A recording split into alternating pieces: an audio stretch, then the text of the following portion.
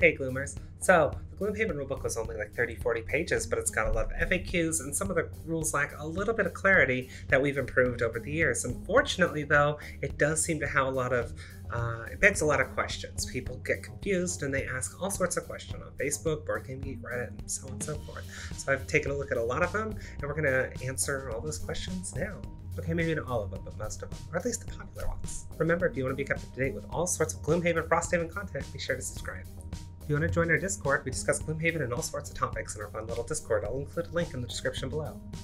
The first rule we're going to go over is certain information is not allowed to be shared until certain times. I think a lot of things are like actions you're going to do before initiative and as well as battle goals. So going over specifically battle goals. Battle goals are not to be shared until the scenario is completed or failed. Then you're allowed to reveal them. You're not supposed to really give hints, but sometimes you can figure out what people are doing. One time we did have a person saying like, no, I don't want to land on that coin. And we're like, okay, we got it. So you can figure out that maybe they have the goal where they don't want to loot anything in that scenario. And that's fine. You're allowed to gather that information from what you've seen how they play. That's fine. But they aren't explicitly allowed to say, this is my battle goal. Plain and simple. On the topic of personal quests, they are allowed to freely be shared, and you're encouraged to work together to help each other finish your personal quests. It'll help the game and make it go a lot faster. You'll be able to unlock more characters more quickly, so don't hide those. The more important thing is initiative and what you're doing before, as well as timing, because the lucky part is you're allowed to freely, openly discuss after you've committed your card. So once you have your 2 cards picked and decided which of them is your leading card and flipped them and said, these are the cards I'm locked in on, you're freely allowed to openly discuss and say, oh, I need this and this and this. So don't worry. There isn't the lockdown of information the whole time where you have no idea what anyone's doing ever. But before you commit those cards, that's when it's locked down. And there's a little bit of rules limitations to those. And we've actually had Isaac weigh in on one in particular where I watched some people just playing and Isaac chimed in saying that quarter was technically numeric. So if you go by those rules, you literally can't say numeric initiatives. However, we've gotten a little creative and we've decided to put a rainbow and saying like, where are you going? I'm like, I'm going red, almost orange, or like, I'm definitely only going only like green. We've had a little bit of communication and success with that, although it's kind of a little bit of cheating, but you can't say stuff like early, mid, not super early, and stuff like that. But you also can't share the explicitness of what you're doing. You can say, hey, I'm going to stun Bandit Elite number 2. You can say that. That's fine, but you can't say, I'm also going to attack 1 on him. But you can say, I'm going to do a weak attack, I don't know if I'm going to do any damage. That's fine. You can say, hey, I'm going to be healing you, but I need you to be close to me. But you can't say, I'm going to do a heal 4 at range 2. As long as you're vague, you're good. But you can say things like heal, poison, curse, and you can say things like attack, but you can't say attack 5. Just be very clear. Pretty easy one. Shields only reduce attack damage, so you can't give yourself a monster shield and walk through traps. Oops. But also, at the same time, this is beneficial, because if you have really annoying shielded enemies and knock them into traps, that's a good way to deal with them. Ultimately, though, shields are the last thing applied, though. So if you have like an attack 2, and you crit, and they have shield 1, 2 times 2 is 4, they take 3 damage. You don't take shield the 1 and then double it for only 2. Honestly, crits would be much worse if they applied to it before the modifiers. That would be huge. Luckily, it's the last thing applied. Players cannot trade money or items. This is important because Jaws does things differently.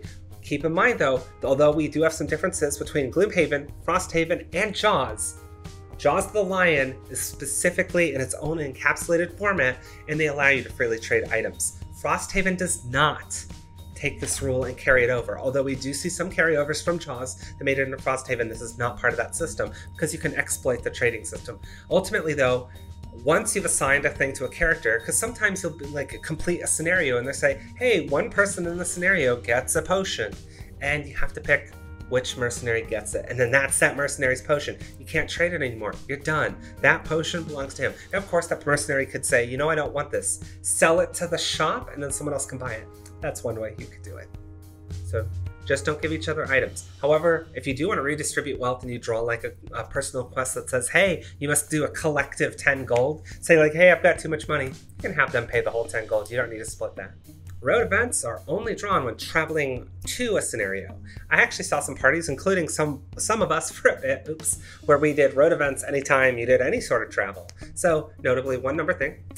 If there's a linked scenario, you do not draw. Even if you want to draw, you don't draw. Now, of course, you can make a thing that I like to do where like, hey, these scenarios are linked. Let's go back to Gloomhaven, draw a city event, then walk back and get a road event so you can cycle through the events. That's just how it works. Frosthaven does things slightly differently because you have, summer, winter, but don't need to worry about that. Specifically for the sake of Gloomhaven, you have to move to an unlinked scenario out of Gloomhaven. Likewise, Gloomhaven does not allow you to draw road events if you're doing scenarios within the city. One notable difference in JAWS that is only specific to JAWS, JAWS says only draw city events when you complete a scenario successfully, whereas Gloomhaven doesn't care if you've completed it successfully or not. Draft the Line does take place entirely within the city limits of Gloomhaven though, so there's never really any road events to begin with, just city events.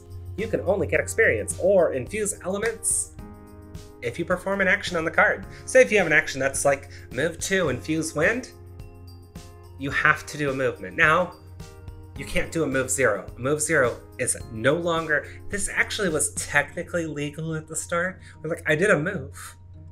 No, you didn't. But you can if you're like, I like my spot. Move 1 and then move back. That's fine. Of course, if you're immobilized, it does mean it does get skipped. So watch out there. So, but as long as you do one part of the card, you do infuse the element and gain the experience. Also, they're not optional. So if you're like, hey, I want to do this action, but these wind demons are going to use I don't want to use it. You have to get the experience and you have to infuse the element as long as you did any part of the card. Now, if you did the default action, attack, or default move, then you can skip it that way. But as long as you do one part of the card that's not the default action, you have to infuse the element and you have to gain the experience. Summons behave exactly like monsters do. You don't control the summons. You can't go, hey, you Pikachu, do this. Nope. Sorry, Pikachu's got his own brain, got his own agenda. It's going to do something. So the thing is, that means that a lot of times, annoyingly enough, ranged summons will do really well and melee summons will get a little suicidal, and because they operate in initiative order determining who gets aggro and summons always act before you, that does mean summons will get melee summons will try to get in there into melee, and then also will be a higher priority than its summoner in terms of monster focus, which can be a little bit problematic. But also that means that if they can't find a focus, they get confused. There is a Frosthaven rule that we do encourage that you use in Gloomhaven that if there are if there's no way to focus, you kill all the monsters, the summons are allowed to focus at summoner. So at least they can do some catch up or some movement if you need them to be in a specific position. So there's ways to handle that otherwise. I do like that going forward into Frosthaven, especially when you have a summoner amongst the starting classes. It makes it a little bit easier. The suggested level formula. I've seen this. This is really popular. So it's pretty basic though, but it's also confusing because you have to get it exactly right. I get it now. Makes sense. There should be a chart. Look, here's a chart.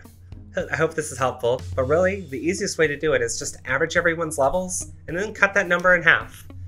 If you have any fraction, just always round up, which is actually really basic.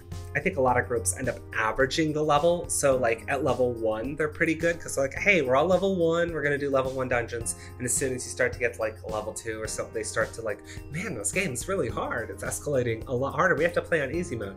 No, you maybe just be doing the formula incorrectly. Oops. I think that's what a lot of people like about Gloomhaven Digital is monster movement, which we'll talk about later.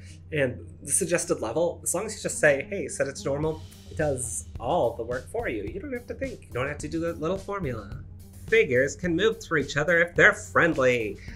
But here's the interesting part. Certain games say like people block each other. You have to like move around and so on and so forth. And enemies block each other off. So you can't like run through a guard to get to the bandit archer behind it. You have to run around or jump over. So because we have rules like that, sometimes we've seen some groups say things like, oh, I can't move through my allies, or the monsters are blocking each other.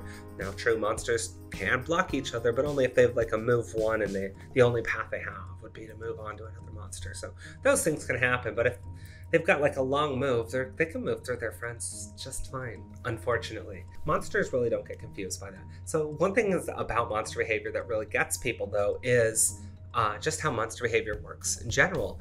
Now, the first thing they always do is It's not that they find the closest target, they figure out the shortest path, and that's critical because sometimes they'll be like, hey, that thing on the other side of these obstacles has to be my focus.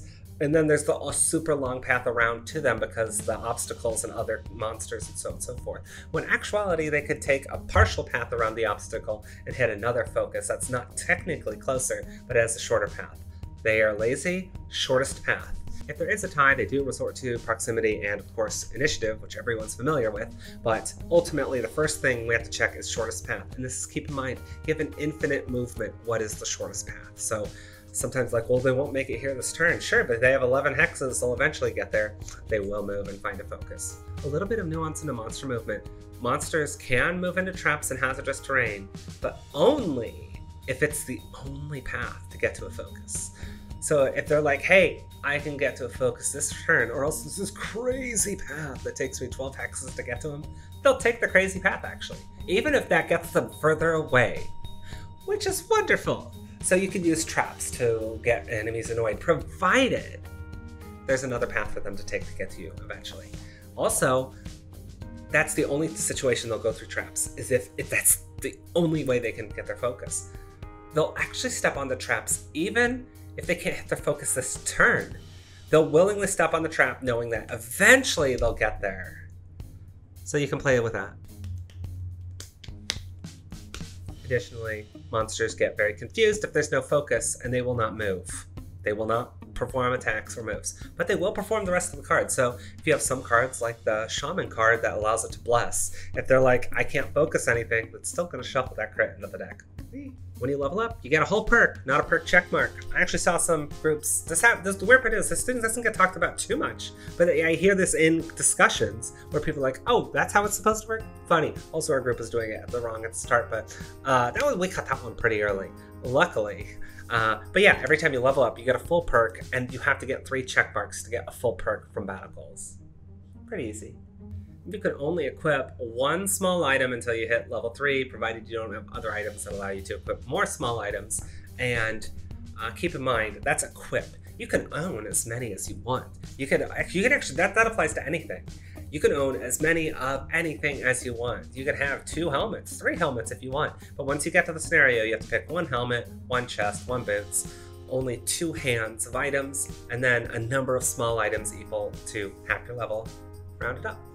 So, because you could store more than this, if you actually want some versatility, or like, hey, I got this from a quest, but I might not use it that often, you don't have to sell it. You can just hold on to it and say, hey, this scenario, that'll be useful. Well, then just choose a different item for that scenario. You don't have to sell it to stay within the cap. But also, some people think there's only 1, 1, 1, and 1, and then forget to buy new potions as they level up because it's a rule that you find at low levels. A lot of groups tend to forget it. Oops. Hey, this one's pretty annoying for new players, but you can't infuse and use that same element in the same turn. Notice, this doesn't mean you cannot consume and infuse an element in the same round, because you can. So, and it doesn't matter the order you do it in. That's the best part. Let's say your Spellweaver casts Icy Blast and hits a bunch of enemies, but then they decide they want to move after and consume ice. Let's say at the start of the action, ice was waning or strong. So you're like, well, with the top half, I infuse it. With the bottom half, I consume it. So it's going to be gone at the end of the round.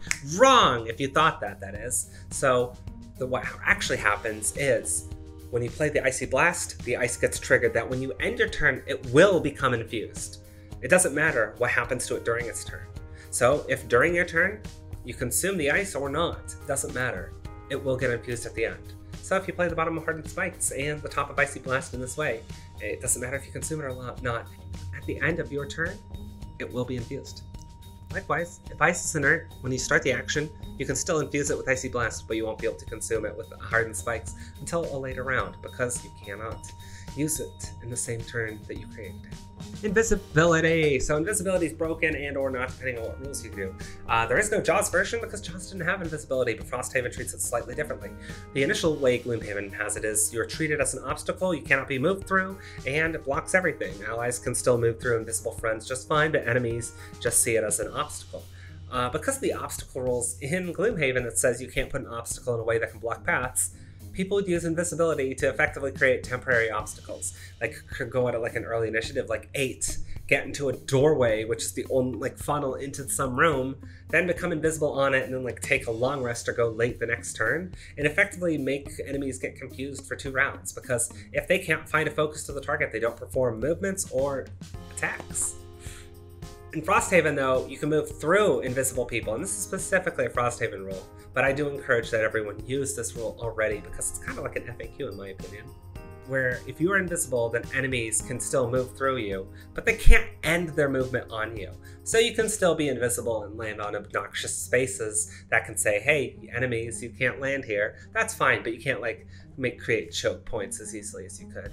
And ultimately, though, that limits its usefulness a little bit, but it's still incredibly powerful. Advantages of rolling modifiers. I've seen 50 different ways groups have done this, and it surprises me how many different interpretations there are. So I'm going to go over the Gloomhaven and Frosthaven rules, and again, I encourage you to use the Frosthaven version.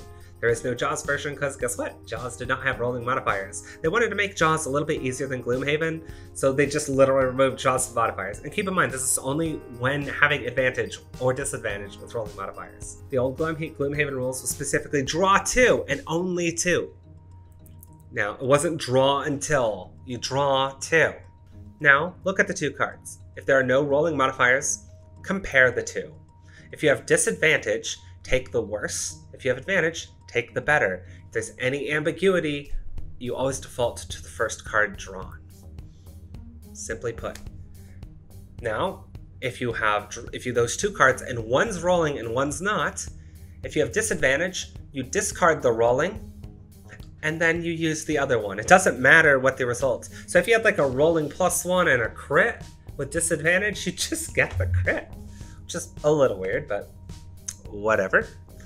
And with advantage, though, you just add them together. You don't continue to draw more. And that's usually what confused groups, because sometimes they'd be like, well, without advantage, I would have drawn the rolling modifier and the other thing. Or you'd draw that in a null and be like, so I missed with advantage?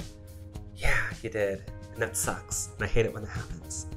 Last but not least, if you draw 2 cards, and the 2 cards were both rolling modifiers, you keep drawing until there is a non-rolling modifier. For disadvantage, discard all the rollings and just use the last one drawn. For advantage, add all the rollings together and add it to the last card drawn, and that's what you get. Pretty straightforward, although still confusing for some groups. Frosthaven does it differently. Frosthaven says, draw 1 card, not 2, 1 card. Then look, does it have a rolling modifier? If yes, keep drawing until you get 1 without a rolling modifier. Now, so if the first card you draw is non-rolling, pretty easy. So once you've got this big stack of rolling, either between infinity or 0, and then 1, you draw 1 more. And that 1 more has a little bit of an asterisk next to it. Anything on the 1 more card, if there is a rolling modifier on it, pretend it doesn't exist. If there's no numeric value on it, give it a +0. So if you had like a rolling +1, it just becomes a +1. If you just drew a stun that's non-rolling, it just becomes a +0 stun. Pretty basic. But what this does, though, is it gives you 1 final card to compare to with a non-rolling card. And here we have some interesting examples that I'll go through, and you can see the results of how they play out. But the key thing is, with disadvantage, you discard all the rolling modifiers and pick the worst of the 2. If it's ambiguous, you take the first one. With advantage, you get to add all the rolling modifiers together and then pick the better of the 2. If there's any ambiguity, you pick which one you get, which is just much better. Because sometimes we have like, do you want a +1 or a +0 and refresh a consumed item? You'd be like, give me that consumed item. It's much better than a +1. That's usually what would happen. But then sometimes it'd be like, well, the +1 was first, you don't get it. And it'd be like, okay. The fact that you get to pick makes some of these cards a lot better. Also, this makes it to where, as long as you don't have curses in your deck, you can null proof with advantage now, even with rolling modifiers. It was interesting because some classes without rolling modifiers, like the Hatchet, would more readily be able to null proof themselves with advantage compared to other classes with better modifier decks. And it just got a little confusing as to why it worked that way mechanically. So luckily with the Frosthaven rules, you can do that. So we do have 2 versions of the rules I went over. Hopefully it's not too confusing. If you actually need more examples, I did do a TikTok in this. I'll throw that in the description below. You can cancel cards in your active area. You don't need to wait for them to the end of the turn. So I'll give a few examples here. Let's say you're a Cragheart and when you want to use Heaving Swing to get a bonus to your attacks. Great! But then you also want a Stand Potion to get it back for next round. But it lasts until the end of the round. What do? If you don't think you're going to be making any more attacks that round after you do the initial, you can cancel it and let it fall to your discard pile. Then use your Stamina Potion before you end your turn. That's pretty nice. So you can just cancel it. Likewise, if you're a Mind Thief and you're like, hey, I have 8 cards in my discard, so when I long rest, I'm gonna have 7 cards back. I don't want 7, I want 8. You can let like the Mind's Weakness fall off, go to your discard, and then long rest with 9 instead of 8. Then when you do lose the card, you'll be down to 8. Now, of course, you'll have to put Mind's Weakness back in play, but it does give you 1 experience every time you play it, so maybe it's more advantageous to do that. Last but not least, in this example, we have the Spellweaver, who's down to 2 cards. Aid from the Ether and Reviving Ether. Very etherful. What you can do, and this is hilarious, you can play the bottom of Aid from the Ether to summon a thing. Cool. Then you can dismiss it immediately. Unlike the other 2 examples, Aid from the Ether has a loss symbol and goes directly to your loss pile. So keep in mind, look at where the persistent icon is, how long they last, and where they go. In the case of Heaving Swing and the Mind's Weakness, they go to the discard. In the case of these examples, like Frost Armor and Aid from the Ether, they go to your loss pile. Luckily though, the other card that this Spellweaver is playing is Reviving Ether, so they summon it, get 2 experience, it goes to the loss pile, then Reviving Ether and get it back immediately. That's a thing you can do. Spawn and summon enemies only spawn into empty hexes. Keep in mind, Frosthaven has a new thing called a featureless hex, so Frosthaven and Gloomhaven do this slightly different. But this is important, because in Gloomhaven, the base rule is summon things can only go into empty hexes. Difficult terrain and coins are not empty. So sometimes you can like see a room full of this like water tiles, and then there's some coins and stuff, and then be like, oh god, they're just gonna keep spawning more things. Yeah, but they're gonna run out of room fast. It's like, because if you limit them to those coins and to those difficult terrains and stuff. Keep in mind, they don't just spawn on tiles that are like no obstacles and no enemies. They will only spawn on completely empty tiles. Frosthaven changes it slightly with featureless hexes. Frosthaven has a little bit more leeway in determining where it can spawn and summon, but like it's still not going to spawn on top of enemies and stuff like that. And a lot of the scenarios in Frosthaven for spawning and summoning do treat it differently. Additionally, spawn and summoned creatures in Gloomhaven do not drop coins. However, in Jaws and Frosthaven, they do. This is pretty notable because the coinage and treasure and so on and so forth with Gloomhaven versus Frosthaven and Jaws, Gloomhaven scenarios did take into consideration that there may or may not be coins. So adding this rule retroactively might change a lot of scenarios, balance in determining how much clutter and or how much coin you get from certain scenarios. Whereas Jaws and Frosthaven were made with this new rule in mind. So don't be afraid to ask any if you have any rules questions. Likewise, you can join the Discord and ask questions there. I usually am pretty active on it, but usually a few other people might jump into it. I know Wynitz is also pretty talkative. So if you have other suggestions that, hey, you missed this rules mistake, this is something people often do, share that information. We can talk about it. Last but not least, I want to thank all my patrons. Thank you so much for supporting the channel. And all the Onyx Tiers patrons, you're wonderful, and I'm so glad that you support the channel. Keep being awesome, so thank you so much. And to everyone else, thank you for watching.